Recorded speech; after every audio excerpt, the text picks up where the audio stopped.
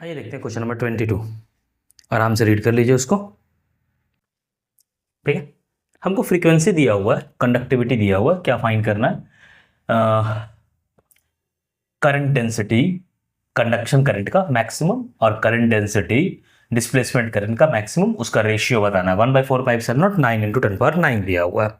तो हमको पता है कि इलेक्ट्रिक फील्ड अगर हम बोले तो इलेक्ट्रिक फील्ड क्या हो जाएगा? इलेक्ट्रिक फील्ड हो जाएगा E0 sin ωt। Alternating current का इलेक्ट्रिक फील्ड हो गया E0 sin ωt। जो करंट डेंसिटी कंडक्शन करंट का होता है वो होता है सिग्मा इंटू ई, और जो करंट डेंसिटी डिस्प्लेसमेंट करंट का होता है वो होता है epsilon naught DE by dt। ठीक है, अब सिग्मा इंटू ई, मतलब sigma E0 sine omega t, और epsilon naught DE by dt मतलब epsilon naught E0 omega cos omega T.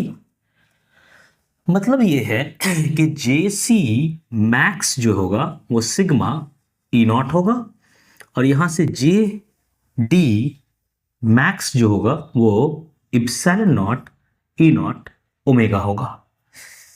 अब डिवाइड कर देते हैं दोनों को, तो R मान लेते हैं उसको, J C max divided by J D max, तो हो गया sigma E0 divided by epsilon naught E0 omega.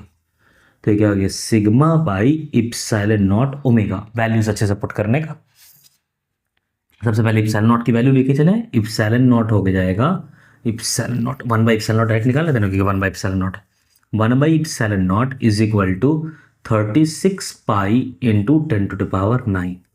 तो इसको लिख लेते हैं R is equal to 1/ε into sigma into 1/ओमेगा। Omega omega is equal to 2πf, t is equal to 2π/ओमेगा, है ना।